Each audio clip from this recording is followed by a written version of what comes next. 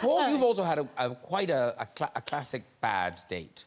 Yes, I did. When I did. Yes. Yeah, I probably had a couple of them, but one was really bad. I was a double date. A buddy of mine and I went out with 2 girls many years ago, and the girls didn't. I think it was pretty quickly we realized they were not that interested in either one of us, and we thought it would be funny if we just started making each other laugh.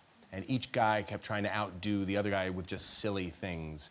And when we were driving home, I was driving, and I used to have a Jeep. It didn't have the doors on it or a roof or anything like that. And I was driving. I thought it'd be really funny if, while I was talking to my date, who was riding in the seat next to me, if I just stepped out and started running alongside the car. And I wasn't driving fast, obviously. But even when you're driving slow, you can't get out. It's really fast. And as she was talking, I said, I just stepped out of my car to run, and I hit the pavement so hard. Oh, yeah. And I felt the tire kind of swoosh past my head. Oh. I looked up and I saw my car going toward a tree. And then it stopped. Because the girl in the back had to jump in the front seat and put on the emergency brake. My hands were all cut up, my pants were torn, and I limped back to the car, and they were ashen-faced and wondered what just happened? What did you do? And then we just drove home very quietly. Did you pretend it to be in an accident rather than going, no, I thought it'd be funny if Honestly, there's no explaining it. There's no way I thought it would be funny if I ran around. I remember my leg really hurt. And when I got home, I used to have contact lenses. I had a contact lens case.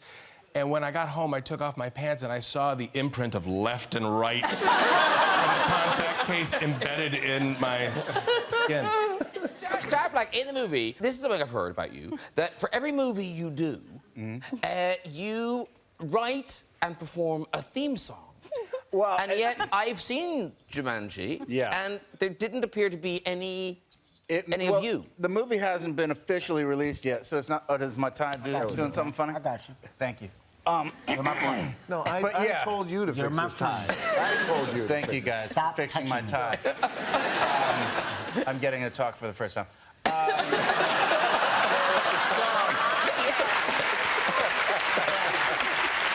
Has this been a very long press tour? I love these guys. I wrote a song. We were all kind of messing around with a theme song. And me and Nick Jonas actually put the finishing touches on it. And we shot a music video, hoping to release it soon. But do you want a little taste of it? Oh, you please, yes. This might be the only time you hear it. I don't know if it's going to make the final cut. But it's pretty powerful. It goes, Jumanji, it's a jungle inside your soul. Somewhere deep inside, at the end of the world. Wow! Beautiful. And survival your only goal. Plunge the jewel inside. Say the name of the game. There we go. Yeah.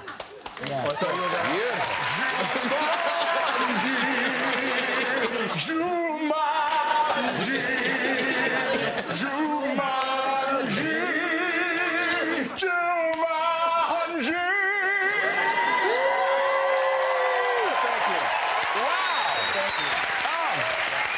Level upon level. Beautiful work. Beautiful work. Now, here's the thing. Paul, in Ghostbusters, there are lots of very impressive special effects and visual effects. But you, yourself, using a camera phone, you can create a visual effect. I can? Yes. Where it appears that people are seeing something they're not. That's right. OK, can you demonstrate it? Sure. Good. Can I just say, you are all going to be trying this. Yeah, this is, I'll try it on you. That's OK, OK. OK. What do I need to do? Just sit there. OK. This should be fine. All right. we can... Do you know what he's doing? Yes, I do. You will in a minute. You will in a minute. I think it should be synced to... Yeah, I think it's synced now. So here's the picture that you just took. So...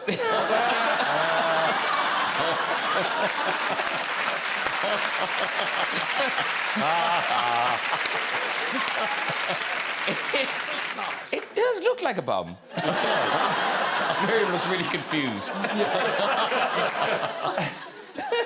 What happened? Oh, yes, do Miriam. There we go. Are you doing it with your fingers? Yeah. Beautiful.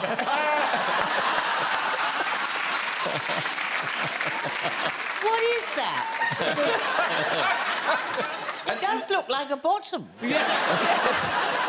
I happen to have really sausage-looking fingers that make a really nice tush, and you can frame frame the camera so it looks like you're just basically. I just got to know how you discovered this unique. I know, that's what I want to know. of yours. And actually, there's an even more sophisticated version. Yeah. Okay. There's you can do. I mean, well, let's see if I can. I don't know if sophisticated is the right word, but. Oh.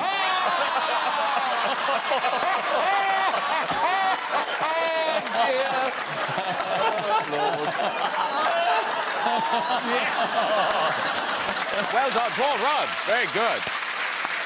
Welcome, gentlemen. You both well? Yeah, I didn't have time to change, sorry. You just left the house. Yeah, thank you. Yeah, you look lovely. Looking over at Elton's outfit, and there's every inch of you has another amazing moment. Right here, the crown. Down the leg, the golden bedazzlement. But then the shoes, I just realized. The man who made the shoes is in the audience. Oh, really? Yeah. Where's the shoemaker? Where are you, Patrick? He's over there. He's over there. He's over there. Patrick Cox is one of the greatest shoemakers in the world. No. And he was... Have you ever heard of the wannabe shoe? Oh, yeah. No. But, well, it was a huge shoe, and Patrick invented it, and he's made all my stage shoes, and he's a great cobbler. Also, is one of my favourite words.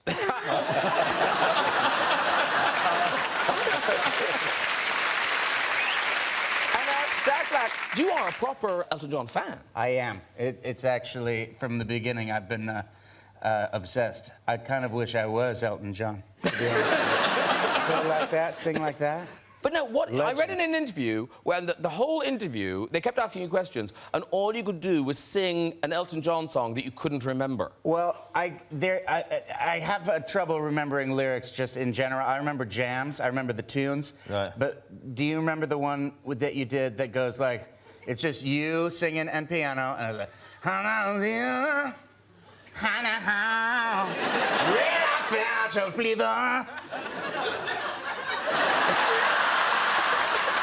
Wait, this part.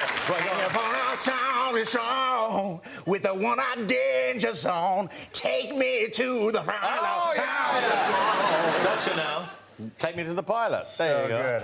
Hey, there you go. Yeah, this guy is great. I mean, you've all seen School of Rock anyway, but I mean, this guy's a real music guy, so I love him. You know? Oh, excellent. Take me to the pilot, bleed me on the train.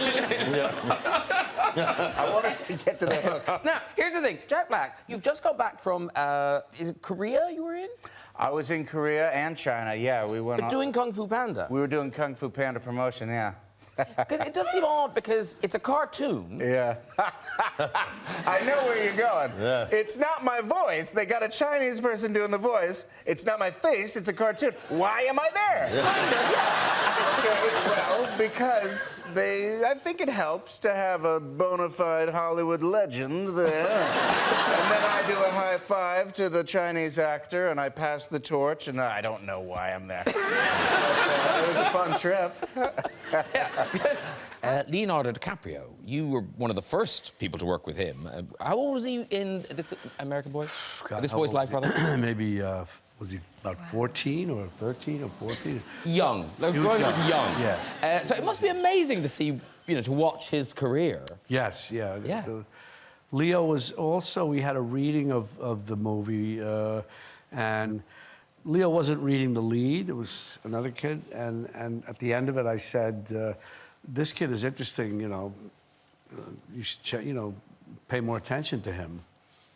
And I don't know whether that, my saying that had anything to do with it, but... You know it did. Anointed by Robert De Niro. Other kids, who knows where they are now. Someone else had a huge influence on Leonardo DiCaprio's career. I turned to Paul Rudd. No, you did, though. You properly did. I don't know. I don't think I had an influence, but sometimes, you know, looking back, you find yourself in some interesting conversations and moments in time. And I worked with Leonardo on Romeo and Juliet. And at the time, my father made his living. He was a Titanic expert. And he used to take people all over the world talking about the Titanic. You could go to universities and... Yeah. And it was my last day of filming on Romeo and Juliet, and we all went out to a bar afterward. All the guys, we were all a bunch of guys working on the movie, and so we were in different cars. And I was riding to the place with Leo, and he said, "I just got offered this movie, but it's a big movie." And he had done indie films to that point. He said, "It's a studio movie. It's Titanic." And I said, "That's incredible." And I knew a lot about Titanic because my dad just talks about Titanic. And we just had a conversation about it. And he was saying, you know, like, "I don't know what I'll do." I remember saying, "You should do it." I don't think I had any say, but it is kind of interesting to think back on that. Yeah, there was a moment when he mightn't have done it. Yeah, because he did it. He did do the movie. But listen, reading about you, you have been in some of the most successful films of the last 10 years. I mean, you know, King Kong, School That's of Rock. all. Just King Kong. And School of Rock, High Fidelity, Tropic Thunder, the list goes on. You're making me embarrassed. But what I would say to you is that CV or resume, if you will, seems unlikely, given because in your teenage years, you didn't seem ambitious at all. You didn't seem at all driven. Yeah. You were kind of off the rails. Yeah, how do you explain that? I don't know, can you? This kid, this guy, with his face going off the rails on the crazy train, ends up with a tremendous, sweet, sweet life. I thank my lucky stars every day. I can't explain it. I just got lucky and had an amazingly fun and supportive family. But you always liked to show off, didn't you? I did like to get up in front of a crowd from a very early age. I needed that, I needed that love and attention. The stage, it pulled me forward. And it was that thing to make yourself interesting. Was it the Bionic Man you did? Yes. I don't know if you had Bionic. Did you have $6 Million Man yet? Yes, yeah, we did, yeah. Back in the 70s, yeah, that was my favorite jam, the $6 Million Man, and I wanted desperately to be bionic myself, and I wanted people to think that I was bionic. And when I was a kid, I put wires in my shirt, stuffed the wires in there, and let them just peek out a little bit, so it looked as though I didn't want that to be shown.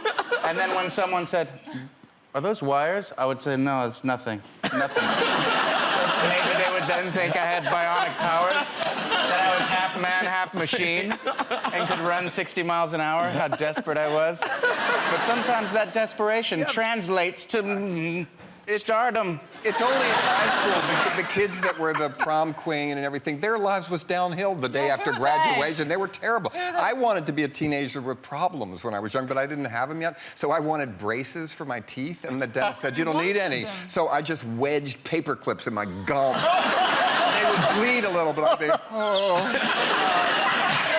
Head brace, and I went to boarding school. No, did you really? had to wear like a big sort of- retainers. It was awful, it was so painful. Massive head brace, it sort of stuck out like that, and put it all around my head. How pathetic is that? So you were still popular at school?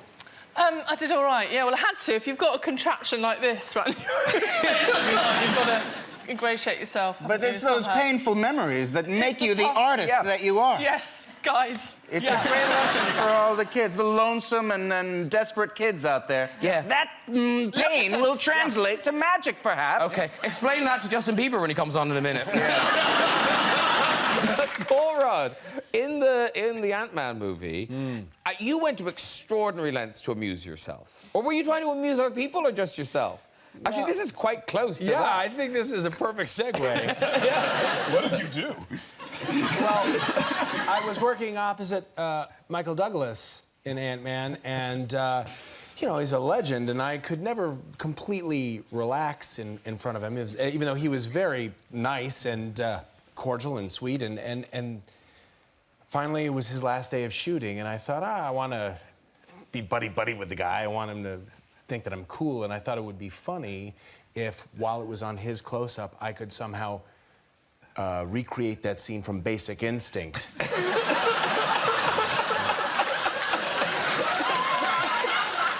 Sitting across from him, so I didn't tell him, but I also didn't tell anybody. And before, you know, we filmed the scene, I unzipped my jeans and, you know... Unfurled? Unfurled, yeah. Not much about unfurling, but I unfurled, technically, and I sat down. I guess I didn't really take into account when I'm sitting in a chair, everything kind of like my boxer shorts, everything kind of... So while he's doing his scene, I'm trying to re-unfurl while holding my T-shirt over everything so that he wouldn't see it. And as I'm doing it, he's saying his line, and it looked as if I was doing exactly what Martin said he would never do on set. Oh, God. You picked option D. As I'm trying to uncross my legs and it's like trying to... And he's such a pro. He didn't stop his monologue. Flicked his eyes down real quick, looked back at me, and then just finally stopped in the middle and said, "What are you, a pervert?"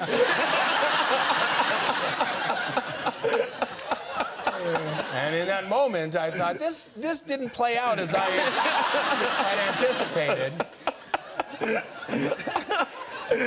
And you sexually assaulted Michael Douglas. I did. And it was, the whole thing just kind of, you know, blew up in my face. I guess it did.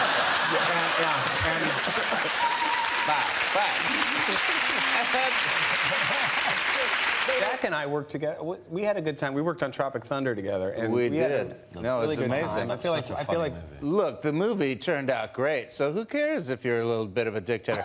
You know, the thing is, I had fun the whole time except for the one water buffalo incident. Yes. Where I went flying off. I was naked on the back of a water buffalo in my tighty-whities, not naked. Yeah. And the water buffalo freaked out for some reason and just buck and broncoed me off. And I literally went head over heels, flying, and landed precariously between two boulders, miraculously uninjured.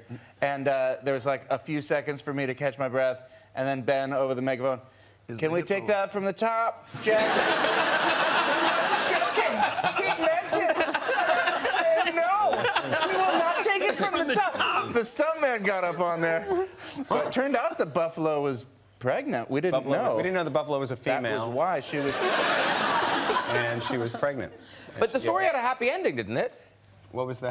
We named the baby that got named Jack. Oh, right. Right. The little They water named the baby buffalo. Jack. They named the baby Jack. Apparently there's a baby water buffalo somewhere with my name. That's a lovely story. But Paul, your longest screen kiss was with someone very unlikely, wasn't it?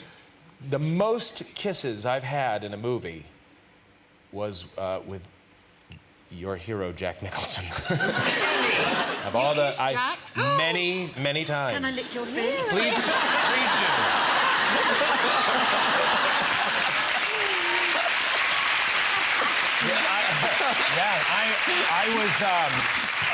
He played my father in a film called How Do You Know? And the relationship that we had, that James L. Brooks, the director, wanted to portray was that of a very loving father and son. And no matter what kind of stress we were under or what the conflict in our relationship was, we would always kiss each other, hello and goodbye. And James Brooks likes to film a scene 70 times, if need be, or even if you don't need to, he'll still do it. So we just would always kiss. On the lips? Mm-hmm. It was great. But when I first met him, I was going to rehearse with Jack Nicholson, and I was very nervous because I'd never seen the man in person, let alone, you know, had never met him, and I was a huge fan. And when he showed up to the rehearsal, he walked in, he looked at me, grabbed me. Wait. Okay, so you don't get any lipstick on it. So this is what Jack Nicholson did. I was sitting on the couch. You're me. I'll be Jack Nicholson. And he came in. Excuse me, Leslie. Okay. He came in. He walked in. He's.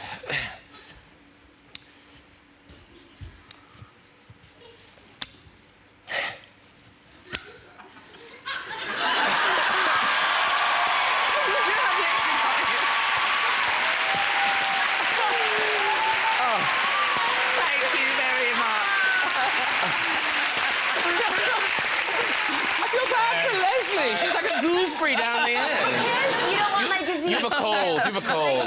Back off, lady. He really did that. How old were you? This was just a couple of years ago. And it was one of the greatest moments of my life. Yeah, I bet it was. Yeah. I bet it was. Now, And mine. And mine right now. Gulliver's Travels. Yes, Gulliver's Travels. That's my movie. That's my new jam. There. It's a classic. We reinvented a classic. But you have. I mean, it's the proper story, but with a kind of modern spin. That's right. We stayed absolutely true to the original. 300 years old? No, we've modernized it a bit and brought in some new flavors, but it's still true to the humor, the original humor. And of course, it's in 3D. It is a 3D extravaganza. So how weird, like watching yourself in 3D, because you never see yourself in 3D. That's right. Do you? No, if you look in a mirror, you're only looking at yourself in 2D. You never get that. There's a very small amount of people that actually experience themselves in 3D. A small handful. Yeah, it's like being an astronaut. Me, some blue people. Yeah, my stomach is coming at you. Honestly, it is weird. You don't seem to age. Does he? Thank you. I feel awful on the inside.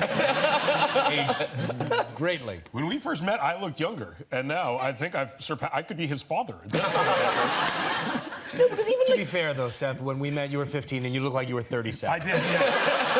I was like 20 years old. But no, because often when people grow beard, well, clearly I do, but you know, they are grey or have grey in them. But even yours, beautiful, beautiful beard. Thank you, thank you. Well, it's starting to come in a little bit right there in the chin. Oh, please. But actually, we've got a picture of you at Kansas University. I don't know how old you were here, but look how 18, beautiful you yeah. are. As you can see, I don't just grow hair on my face. Oh, look how happy you are. I remember taking that picture, and I worked on my hair. I worked on that. I was greatly inspired by Michael Hutchence, who was my hero at the time, and I think I tried to blow it dry, and it came off looking a little more Bon Jovi than I anticipated. There's a whiff of Julia Roberts off you. You're just beautiful. Just beautiful in that picture. Big toothy smile. Yeah. And Jack Black really does steal this film. He's going to be modest while we're here, but he's amazing. He plays a 16-year-old girl, and he does it perfectly. Really brilliant. Yes. Okay, I've never put Jack on the spot, but I have to do it now since, you know, I love this show, love coming back. The girls are here, they're going to appreciate it. The audience is going to appreciate it. Oh, do it. I know what you're going to do.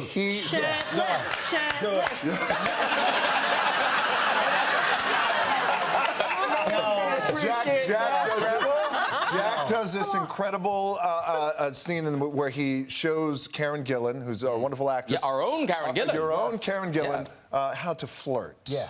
As a 16-year-old girl. Turn into her, Jack. Wait, I have to do acting right now? Turn into You guys just say I stole the movie, and now I have to show you how I did it? Self-action. Come on, self-action. This is not going to go well. This is not my kind of environment to release the Kraken. I think the main thing is just being relaxed and just sort of being yourself. I'm sorry, that's all you're getting. That's all you get for now. There is a fan theory involving Ant-Man. Now, can you explain how Ant-Man will beat Thanos? I think I know the theory you're talking about. Yeah, a lot of people have asked me recently if I shrink down and go. The theory is called the Thanos theory, and go into Thanos in a certain orifice. Yes. And then grow giant size. That would do it. That would do it. But why not? Why not the ear or the nose? I mean, why does it have to be? You need to really just. Yeah. If you just blew his head off. No, you have to really in the middle of the body. Yeah. Right. No, it makes total sense. Yeah, it does. Scientifically, you're right. Yeah.